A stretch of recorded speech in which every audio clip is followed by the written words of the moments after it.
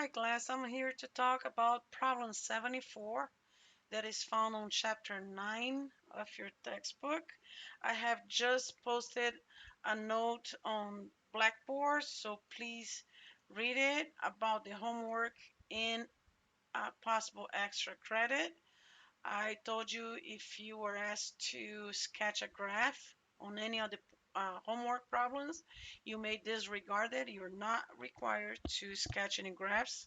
However, if there is more to the question than just sketching the graph, make sure you read the whole question. For example, here on chapter 9, problem 74, letter G is asking only to sketch the graph. You don't need to do that.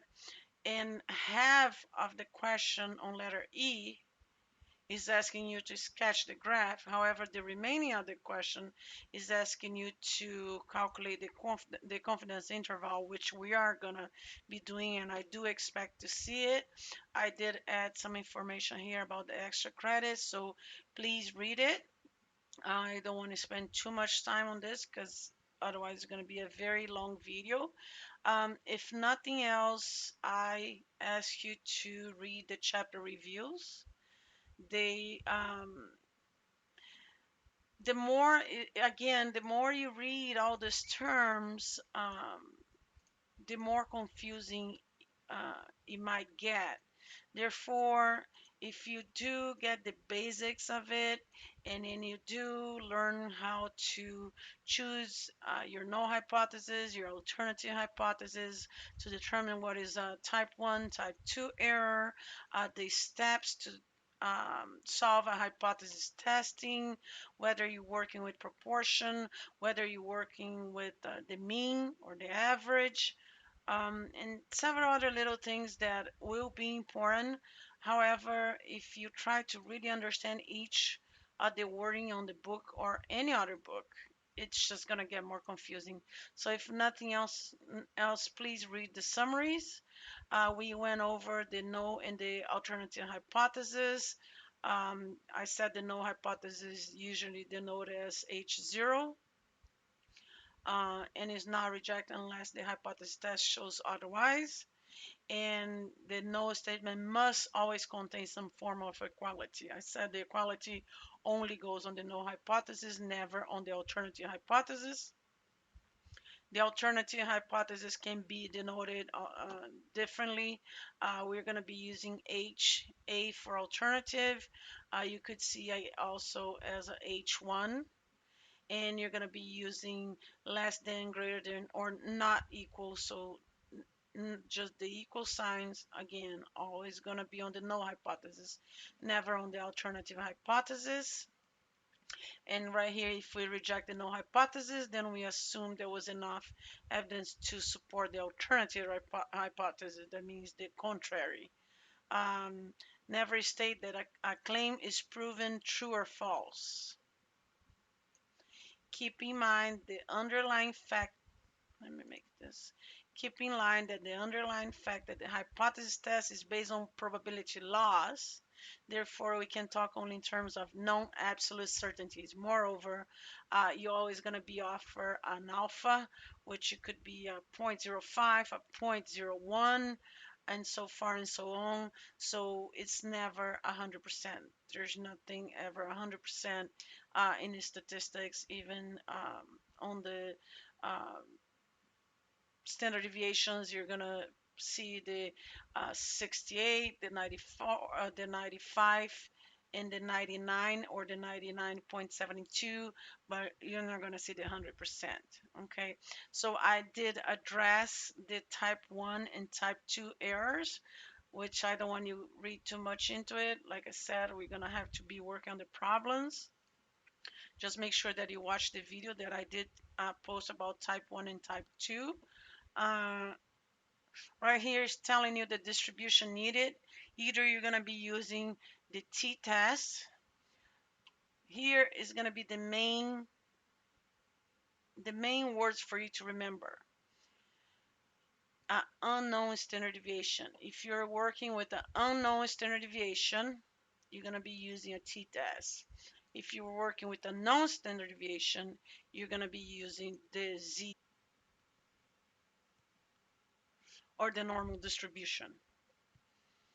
We're not gonna, right here, this is gonna be very important over here. I need you to see here before we um, solve for the problem 74. When the probability of an event occurring is low and it happens, it's called a rare event.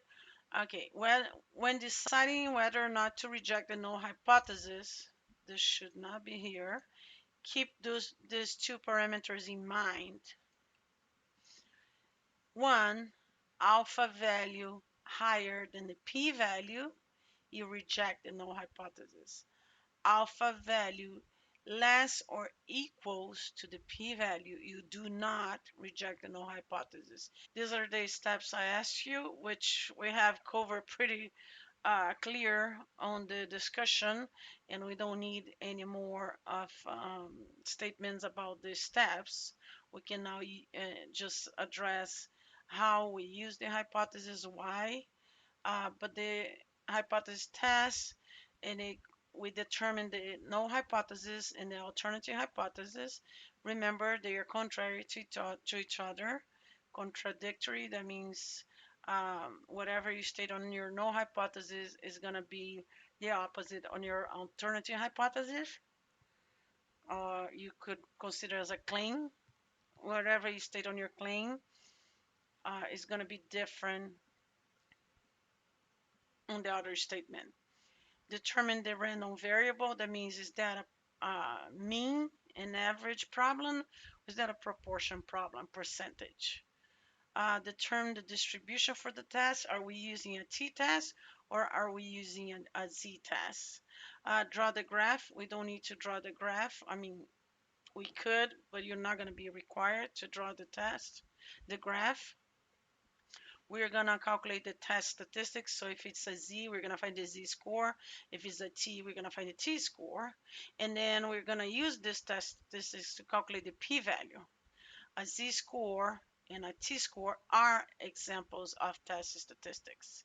So you're going to compare the alpha that is going to be giving to you with the p-value that you calculated before to make a decision, reject or to not reject the null hypothesis, and you're going to write your conclusion. Okay, so if there is anything that I would like for you to take it from here, um, this would be the most important. You can go over the summary of your formulas as well.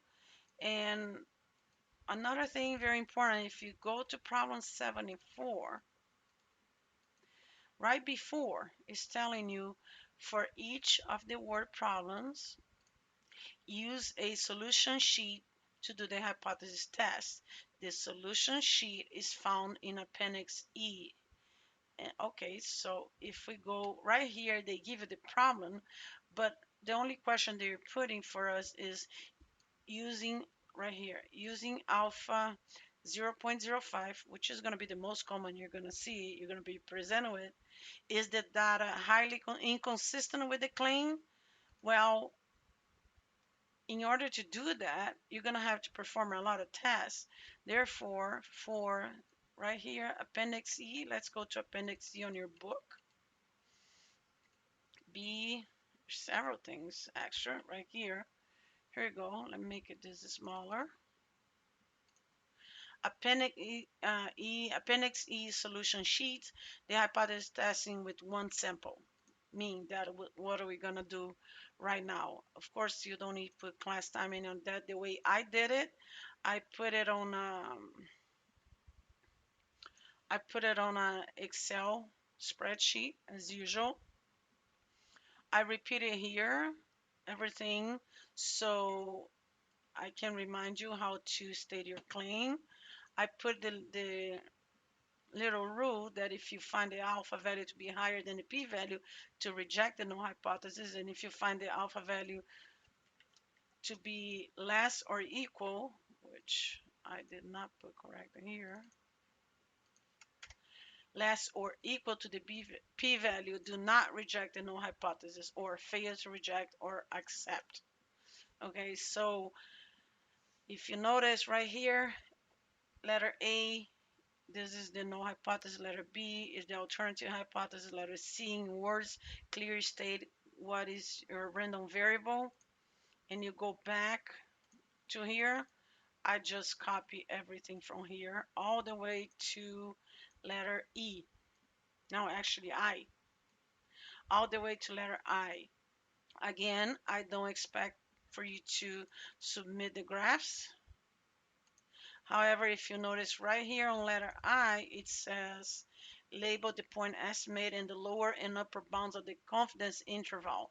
Therefore, we are going to be calculating. Remember the error bound margin. You should be familiar with these terms now to calculate the confidence interval. So that's where you're going to be calculating to subtract and add to your mean in order to get your confidence interval. And you're not going to need to sketch it, uh, but you do need to answer the confidence interval. Okay, so make sure that each problem might ask you different questions, and you must refer to the right here hypothesis testing with two samples, what you ask, and then right here would be for the chi-square distribution, which I believe actually we are also addressing that, I believe, this week. If not, later on. I know that next week we're gonna be, yes, it's definitely this week as well, which would be chapter 11. Here we go. Okay. So once I have finished a few problems, 3 problems for chapter 9 and 3 problems for chapter 10, I plan to record videos for 3 problems for chapter 11 to go over the chi-square distribution. Okay, so let's go back to problem 74. Again, I have place everything in a Excel spreadsheet as I usually do. So I'm just gonna put the book aside. Actually, I should close it here because all I'm gonna be looking is at the Z table or the T table, which they're ready to be used over here. I'll put it back when I need it. Let's start with the problem. I put this here because you probably you should remember from previous chapters and problems, especially the confidence interval, we use this formula a lot to calculate our z-score. And our little buddy over here, you're probably tired of looking at it, but it sure is a great help to visualize everything. Since I'm also not I'm not asking you to solve G, and I'm only asking you to solve half of letter I. So we're not gonna label. I also added here as a reminder our confidence level. In this case right here, actually if you would look, it says using alpha equals 0.05. Well, the confidence coefficient 1 minus your alpha, so 1 minus 0.05, it's 0.95, your z value for 0.95, so you don't have to go through the whole calculation, which you could go through here and find about, so if you have here, just a refresher, a 0.95, that means the remaining is the 5%, and then you have to divide it by 2, so you have 0.025, correct? Each tail. So right here, using this table right here, since we just have entries, they are showing just the values under the curve right here. So let's just go ahead and take a look. If we have to do 1 minus then the 0.025, which we're gonna find 0.9750, correct? Just in case. So remember, we're gonna have 1 minus 0.95, right? Divided by 2 minus 1. So you have, don't look at the negative sign. Just look at 0.975 right here. If you look, it's right over there. So if you go up, so you have 1.9, correct? Just refreshing your mind. 1.9, and then you combine with 6, 1.96. Therefore, if you go back to your Excel spreadsheet right there, 1.96. So instead of having to do all that, I'm just giving you the most common values. So when you're giving an alpha, make sure you look at this middle column and then do 1 minus the alpha that you're giving, and then you find your z value. Okay, so let's go ahead up here and start. Says a particular brand of tires claims that its deluxe tire averages at least 50,000 miles before it needs to be replaced. Well, from this sentence right here, believe it or not, I have quite a few things. Well, a particular average at least 50,000 miles. Right there, I know I'm working with a mean because a mean is the average. And here I'm talking about the whole population. And right here, you're going to talk about a sample. Okay. So we know we're talking about the mean because average mean. If we're talking about proportion, it would give you percentages. Okay. Now we have to define which one is going to be our null hypothesis and which one is going to be the alternative hypothesis. Which one from this? So right here, at least 50,000. That means more is expected to last 50,000 or more. So equals to 50,000 more. Which one from here shows greater than or equal to right here? Therefore, if I'm using there's no hypothesis, we're going to use this alternative hypothesis. Therefore, right here, you're going to put the mean, it's, sorry, is actually greater or equals to 50,000. Therefore, your alternative it's less than 50,000.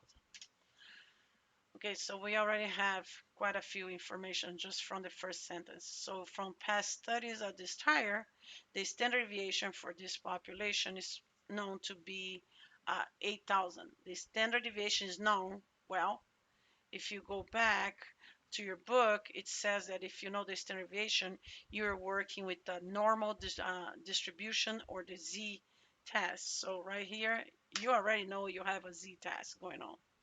And it says a survey of owners that tire designers conduct from 28 tire survey. So you have a sample size of 28.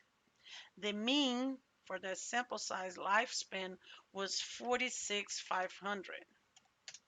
X bar because for the mean for the population you have the mu, for the mean on the sample you have the X bar. With the standard deviation, still talking about this sample, the 28 tires of 9,800 miles right here.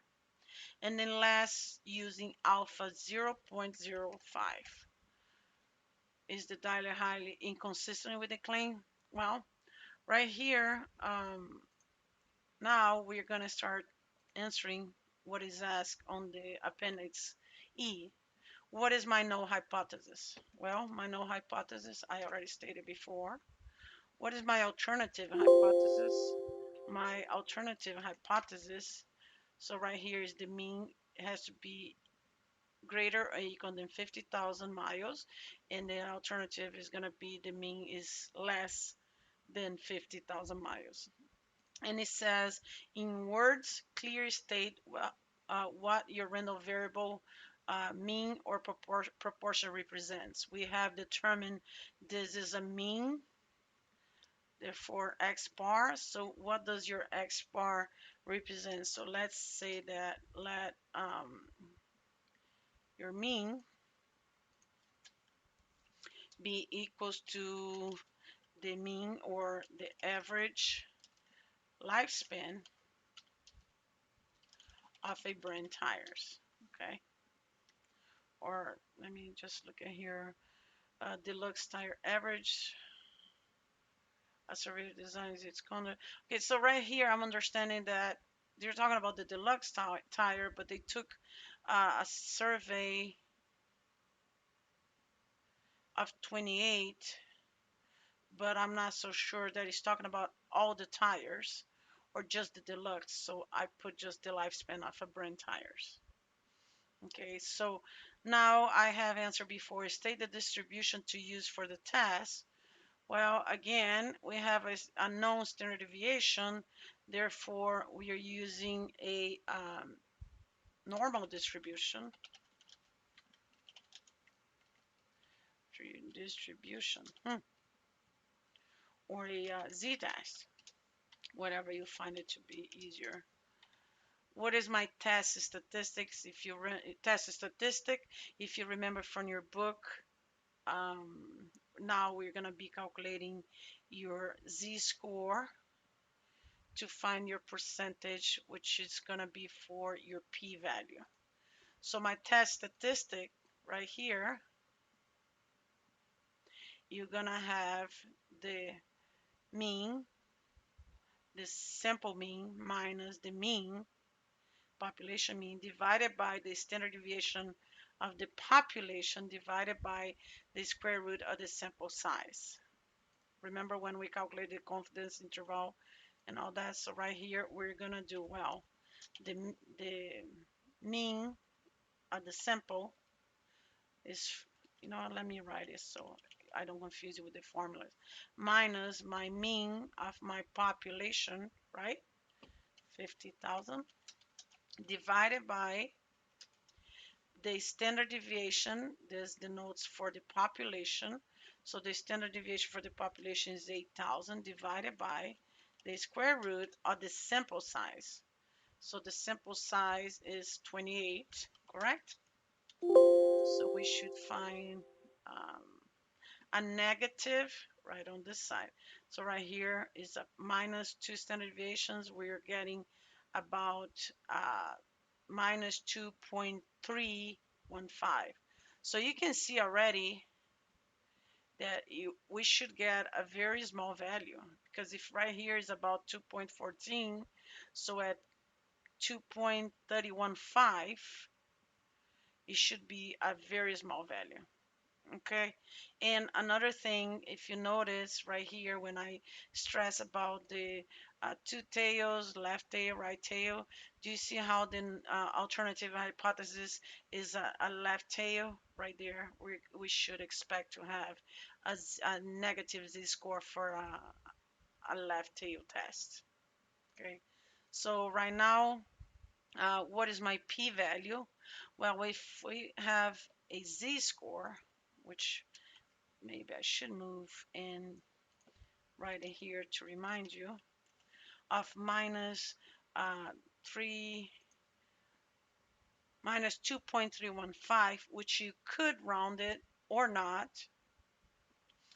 We can go to the table. I like to be more precise.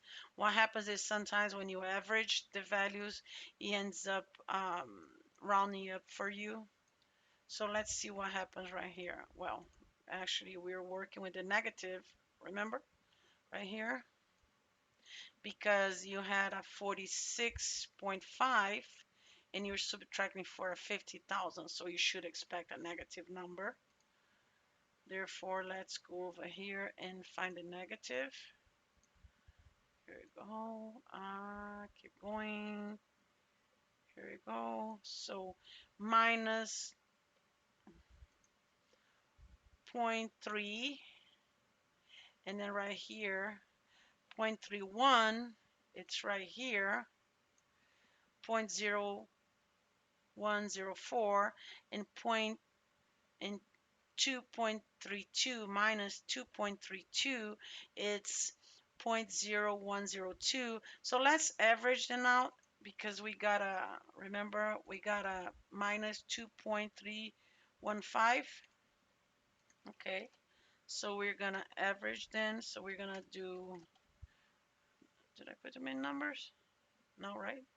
Plus divided by 2. Here we go. So we should have a p-value of p-value of 0.0103. You do not need to subtract because you're doing there's just this little portion right here.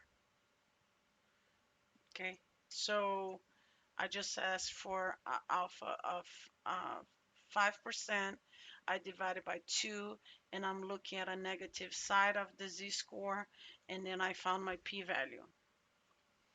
Then you answer F as well. Now let's go ahead and answer, which I'm going to move up here, and the letters are not going to make any sense because I deleted the ones for to sketch the graph.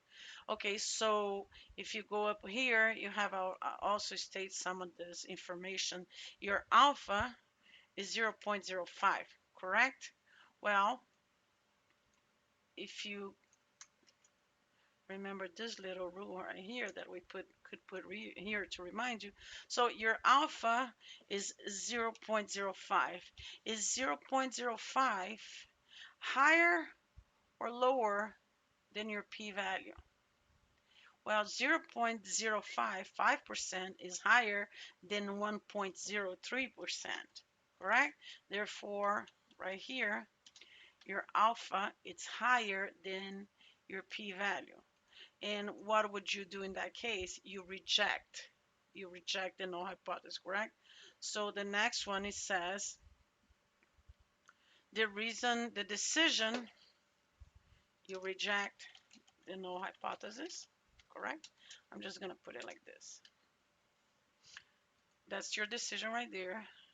And the reason for decision is because the p-value is less than 0.5 or alpha, correct? Conclusion, well, they said that a particular brand of tires claims that its deluxe tire averages at least 50,000 miles before it needs to be replaced. Well, we just reject their statement. Therefore, there is sufficient evidence.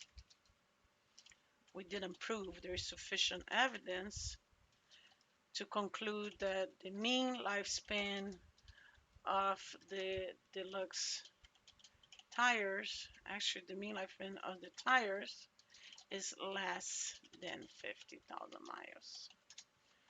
Okay, we went against the null hypothesis. Remember, the null hypothesis says mean greater or equals to is actually less because according to our alpha and our p-value, it's less than. That's your conclusion.